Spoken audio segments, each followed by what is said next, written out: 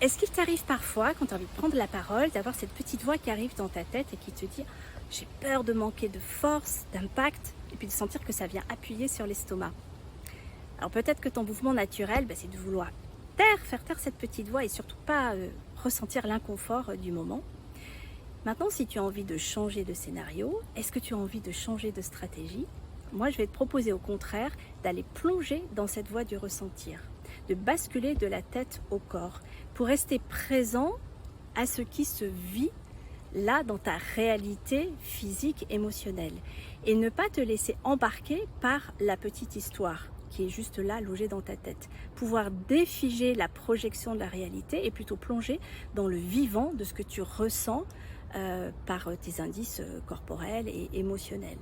Et pouvoir petit à petit, juste dans cette présence, avec de la respiration, peut-être aussi avec du mouvement, et bien défiger la tension, petit à petit faire baisser la pression et t'apercevoir avec la pratique que finalement on est dans l'impermanence, dans le vivant, que petit à petit, rien que ta présence va permettre de dissoudre la sensation de peur. Alors évidemment, ça s'entraîne, et surtout ce que je voudrais amener comme scénario ici, c'est que cette voix finalement qui part, cette voix de peur dans ta tête, ou de manque de confiance, elle a un impact sur comment tu te sens ou comment tu vas ou pas t'engager dans ta prise de parole. Elle a un effet immédiat. Et donc tu peux la regarder comme un petit personnage de ta conscience, comme une facette de ta personnalité qui joue un rôle à un moment, qui a un message à te faire passer, et de créer ce dialogue intérieur pour apprivoiser par exemple là cette voix de peur. Et plutôt que de la subir, de la laisser confusément te diriger, de tout de suite reprendre cette place de metteur en scène, de dialoguer avec cette facette de toi, avec cette voix personnage comme un acteur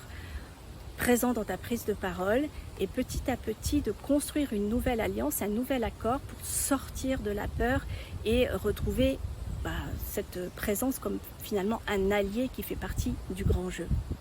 Si tu as envie de plonger dans l'expérience et surtout de gagner en agilité pour pouvoir plus facilement et plus rapidement, même avant tes prises de parole,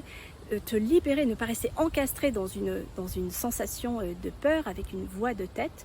je t'ouvre les portes de mon prochain théâtre en ligne qui ouvre ce jeudi 16 novembre. Et si tu veux en savoir plus, eh bien, viens en parler, je suis là et ça se passe de l'autre côté de la vidéo. À bientôt.